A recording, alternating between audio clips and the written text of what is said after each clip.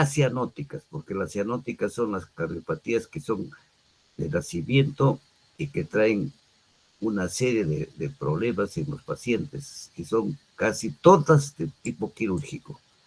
Nosotros vamos a ver las cardiopatías congénitas, acianóticas, con cortocircuito se llaman de derecha o de izquierda a derecha, ¿ya? ¿Por qué? Porque la fuerza que sale del ventrículo izquierdo pasa hacia la parte del lado derecho. Y en esto tenemos, por ejemplo, la comunicación interauricular, la comunicación interventricular y la persistencia del conducto arterioso, que se llama el PCA, CIA, CIB y PCA, ¿no? ¿Qué son las cardiopatías congénitas? Son lesiones que de una o varias de las 4 cámaras cardíacas, y específicamente estas lesiones se dan a nivel de tabiques, ¿no? Por los tractos de salida, ¿no? Por donde sale la sangre del corazón. 8 de cada 1000 recién nacidos van a tener este tipo de patología. En la mayoría de estos casos no se trata, pero en otros sí tienen que ser tratadas. Antes se trataba solo quirúrgicamente, ahora se hace hemodinámicamente el tratamiento a fin de condicionar una buena vida para el futuro paciente, ¿no?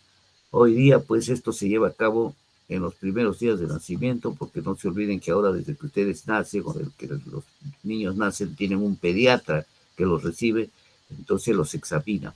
Si se le pasó al paciente, lo van a ver en los primeros días su pediatra también, o si no, lo llevan donde el cardiólogo y van a descubrir cualquier cardiopatía que haya, si es para corrección total o definitiva, ¿no? En un niño no se olviden que puede haber diferentes lesiones en un mismo niño. Así es que no piensen que solo se va a encontrar un tipo de lesión, ¿no? ¿Cómo es su aparición? Puede presentarse a partir de la 6ª semana. Algunos se presentan a los días, semanas, meses, incluso después del nacimiento. Si es que esto no tengan, que no los sorprenda a ustedes, ¿no?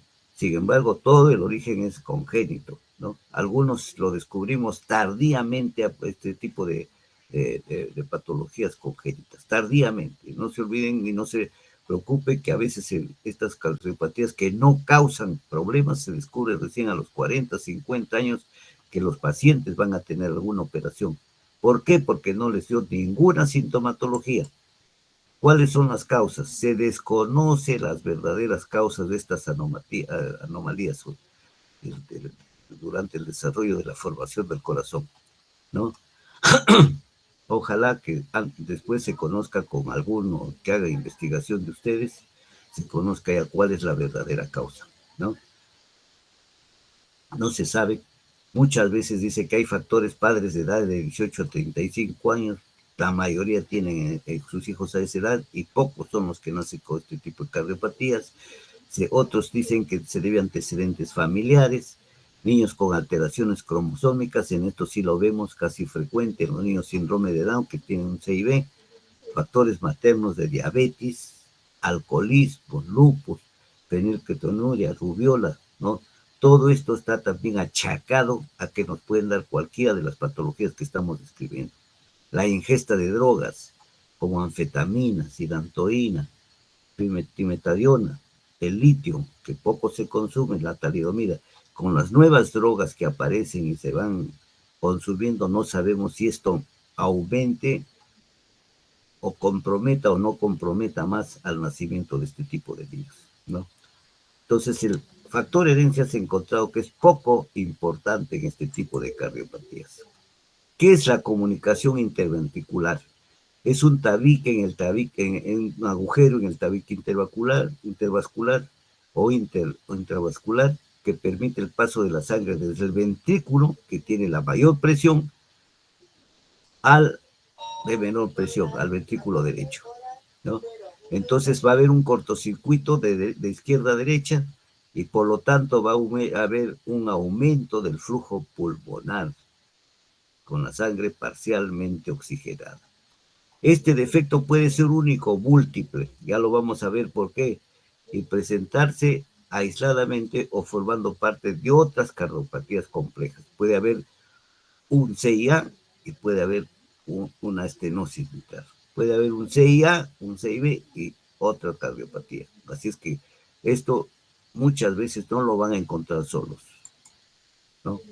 Entonces, el tabique interventricular pues consta de 4 partes. Un tabique membranoso, un tabique de entrada cercano a las válvulas auriculoventriculares, que es de tipo muscular, un tabique trabeculado en la zona central, apical o ventricular, que es de tipo muscular también, y un tabique de salida infundibular cercano a las válvulas sigmoideas. Todos estos son de tipo vascular, solo el primero es de tipo membranoso, ¿no?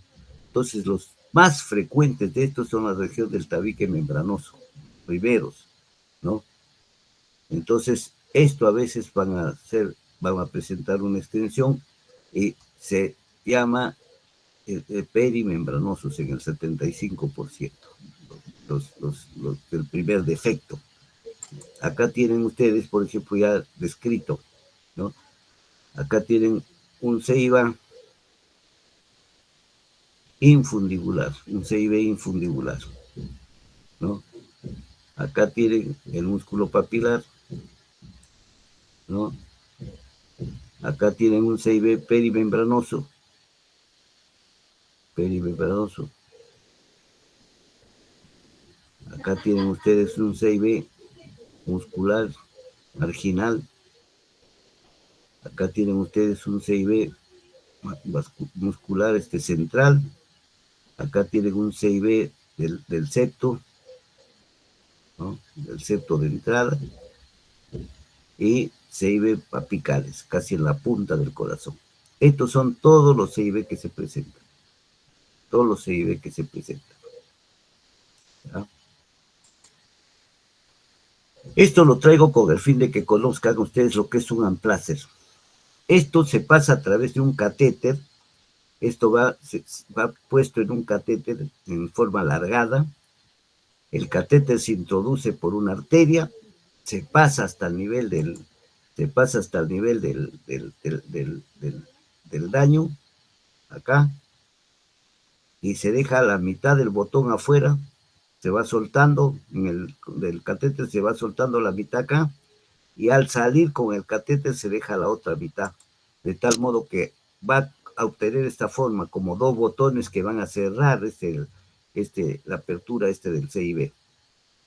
Entonces este es el cierre por amplacer, que se llama.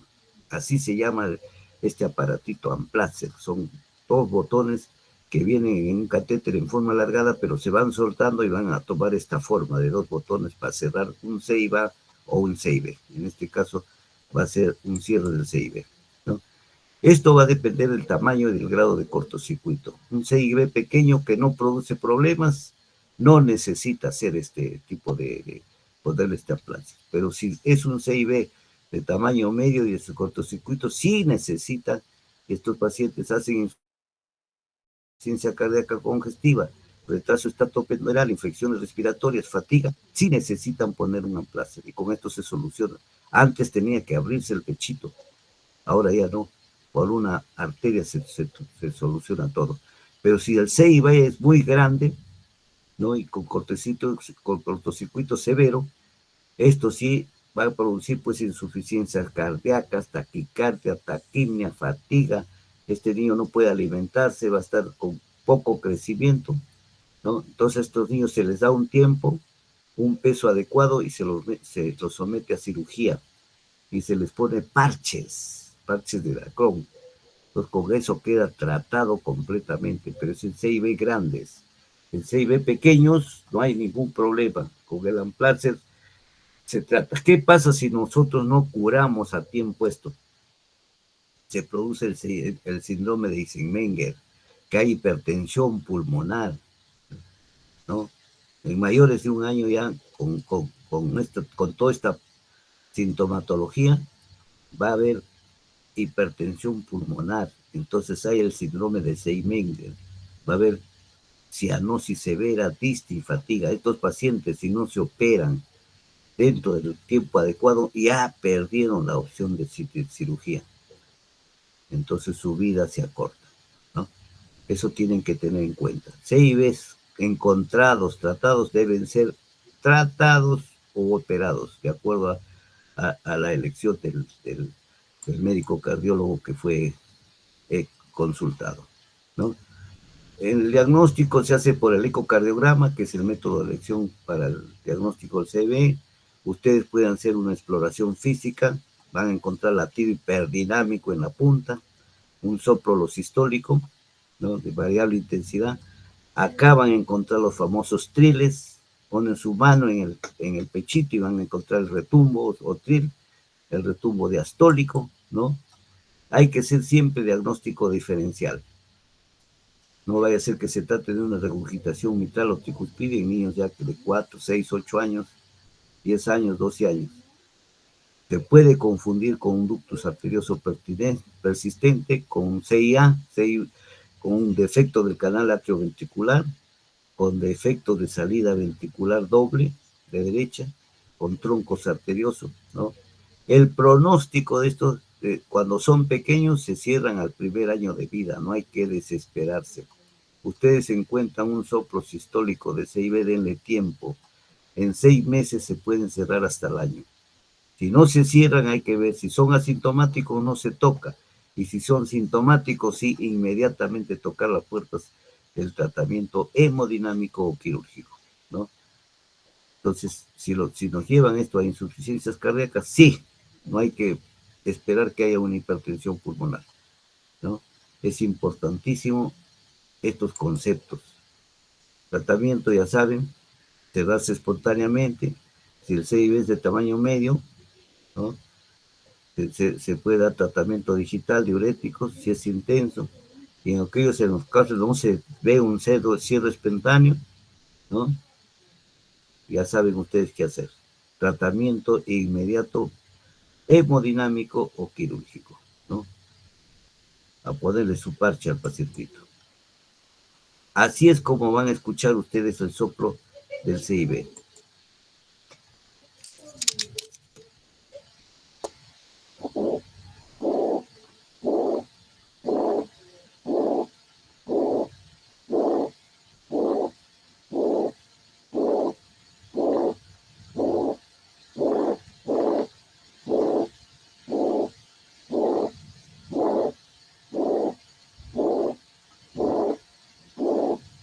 Muy parecido a la estenosis mitral, ¿no?, muy parecido, en banda.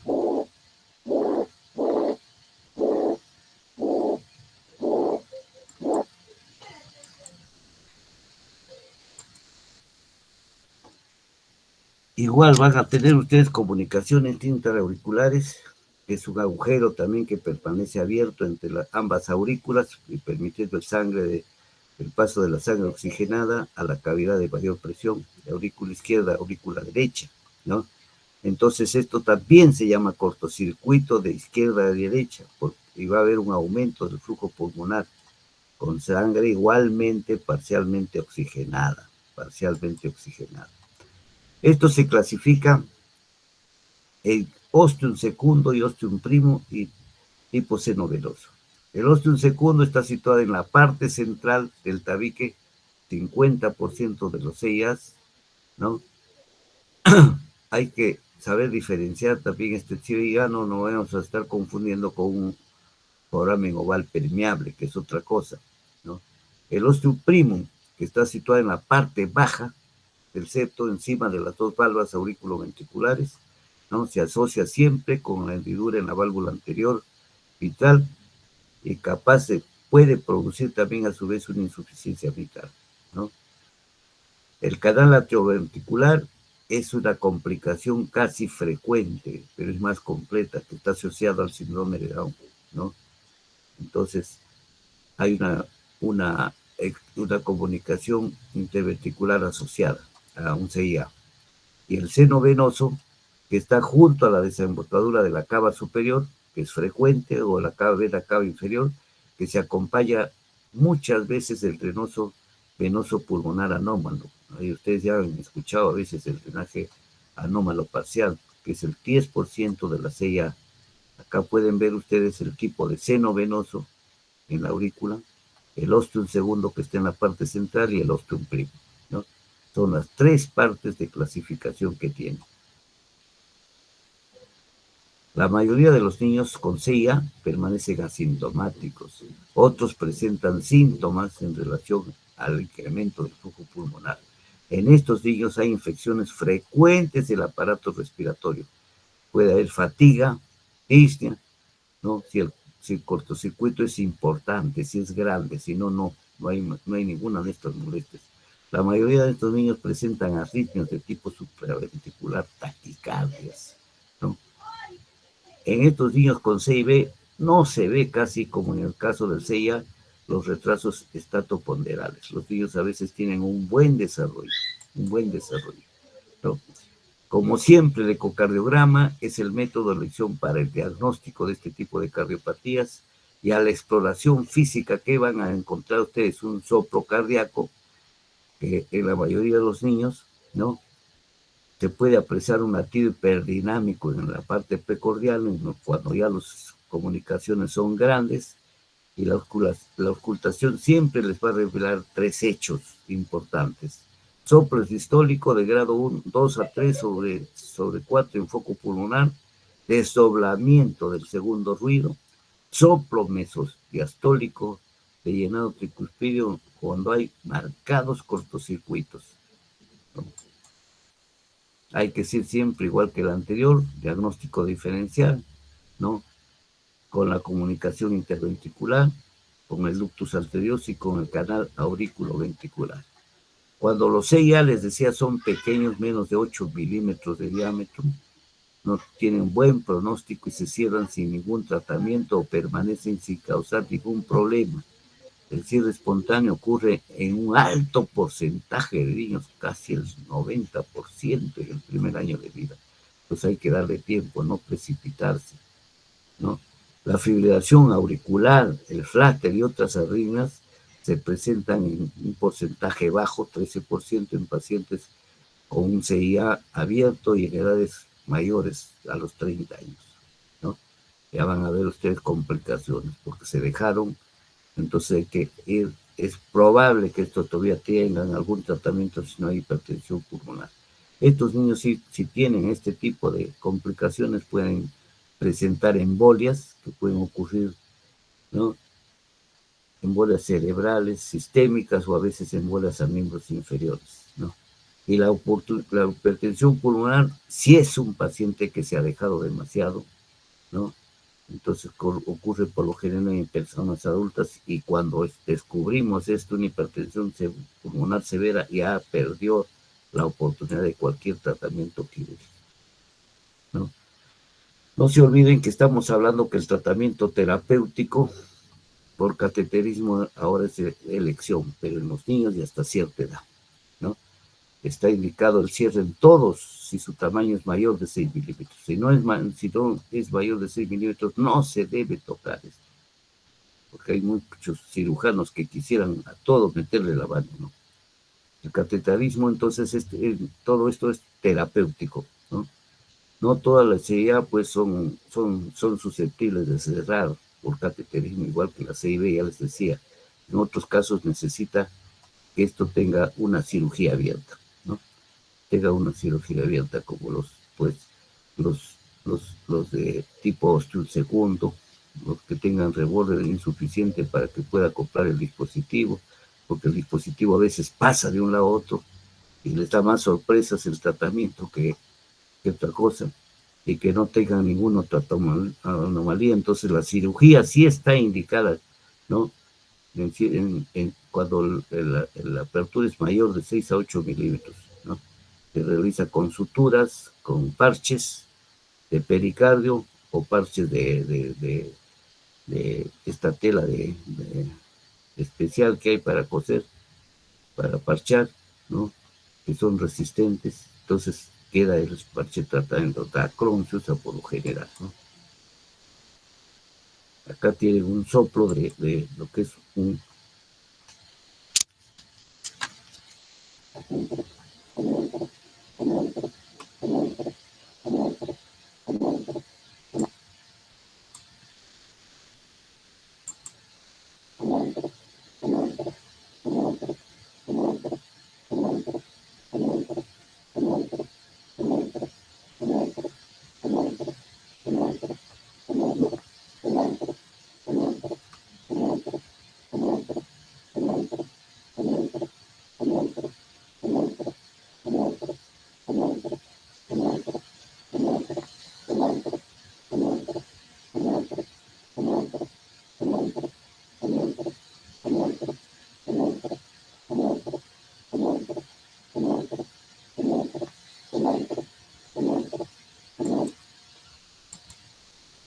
Después tenemos el ductus arterioso persistente.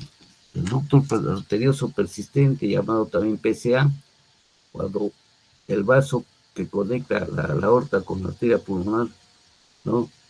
que debe estar presente durante la gestación. Esto cuando nace el niño debe, al nacer y respirar, el niño debe cerrarse automáticamente. Funcionan los pulmones. Si esto no se cierra, en los primeros días de vida estamos frente, por eso se llama ductus arterioso persistente, porque persiste, algo que debe estar durante la gestación, ¿no?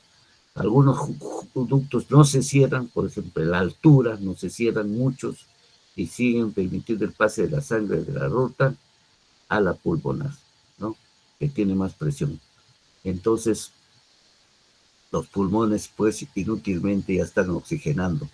Se mezcla la sangre oxigenada con la sangre que proviene del ventrículo derecho. Entonces, por eso se llama ductus persistente. Acá ven el cortocircuito, ¿no? Es fácil ya que detecten ustedes que de la aorta a la pulmonar, esta debe estar cerrada, ¿no? Esto se da también en niños cuando hay prematuridad, cuando hay infecciones de rubiola en el primer trimestre en la madre. Muchas veces se consideran factores familiares y genéticos, ¿no? Y en altitudes, les decía, al tener presiones de oxígeno menor, disminuye el estímulo para que el ducto se cierre. Esto en alturas de 3.500, 4.000 metros, mucho hay persistencia del ductus arterioso. Y en otras cosas que no conocemos que le llamamos idiopático, ¿no? ¿Cuál es la clínica en PCA? ¿No? Los niños están asintomáticos cuando los niños, igual que las anteriores, son pequeños los ductos, ¿no? Los ductos de bajo peso se pueden agravar con el síndrome de estrés respiratorio del recién nacido o la membrana hialina, ¿no? Pueden causar muchas veces, cuando estos ductos ya son grandes, insuficiencia cardíaca congestiva, y al pediatra lo ponen en apuro para sus tratamientos. Un ductus, cuando es grande en los primeros meses de vida, puede dar este tipo de insuficiencia cardíaca, puede dar infecciones frecuentes del aparato respiratorio, taquicardia, taquipnea, fatiga, sudoración, cuando un niño que está tomando sus alimentos empieza a sudar, ¿no? O retraso hepatoponderal, igual que los EIVES, ¿no? Entonces, otras veces va a provocar cuadros más complejos y graves, ¿no? Que exige una alta sospecha para diagnosticar el ductus a veces, y se le llama a esto también la enfermedad del gran simulador, ¿no? Porque simula cualquier otro clínico, pero cualquier cuadro clínico, pero ya sabes, si ustedes escucharon el soplo, están frente a un ductus o una persistencia del conducto arterioso. El diagnóstico es ecocardiográfico. El niño puede tener una exploración normal, taquicárdico, taquímnico o con otros signos de insuficiencia cardíaca. El pulso es célero saltón, ya saben ustedes lo que es un pulso célero saltón, ¿no? Las presiones sistólicas son altas, las diastólicas son bajas, ¿no? Esto de las presiones se puede ver a que el volumen latido es alto, ¿no? Entonces provoca un pico sistólico elevado. La sangre que sale a la aorta se escapa rápidamente a través del ductus hacia la arteria pulmonar, entonces va a descender abruptamente. Entonces nos está engañando este circuito, ¿no? La sangre sale, se hace sistólico y después baja la sangre por el escape que hay ahí. Entonces, a la ocultación que van a tener un soplo en maquinaria, ya lo van a escuchar, es un soplo continuo, sistodiastólico, se llama el soplo de Gibson, ¿no? En el foco pulmonar, ya saben dónde es el foco pulmonar, segundo espacio external izquierdo, ¿no? Un soplo continuo, sistodiastólico, ¿no? Que van a ver cómo se escucha y se llama el soplo en maquinaria, ¿no? El tratamiento, ya saben, es igual que los otros, se le da al comienzo indometacina, ¿no? Cuando los niños son asintomáticos, no necesariamente van a cerrar, a veces espontáneamente, no hay por qué apurarse, ¿no? Actualmente sí se dice que cualquier ductus debe cerrarse, ¿no?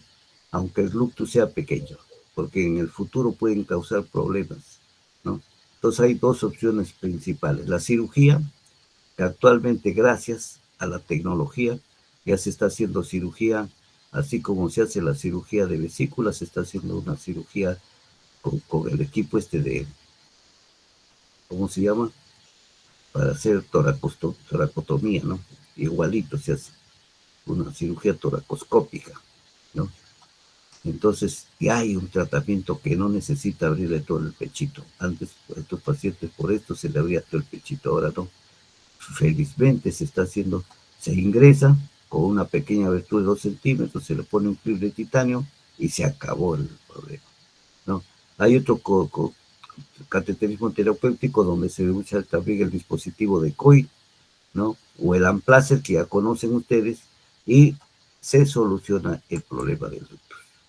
Acá ven ustedes en la fotografía, pueden ver gráficamente, lo ven, la presencia del ductus, no es sino la comunicación de la aorta con la arteria pulmonar.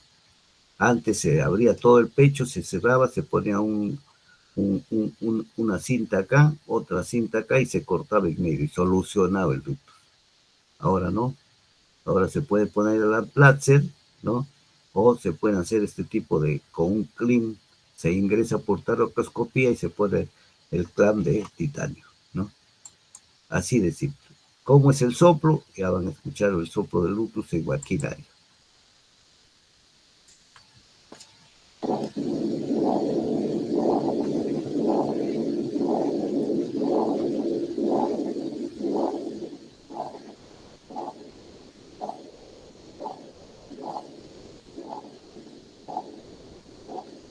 Se llama el famoso soplo imaginario.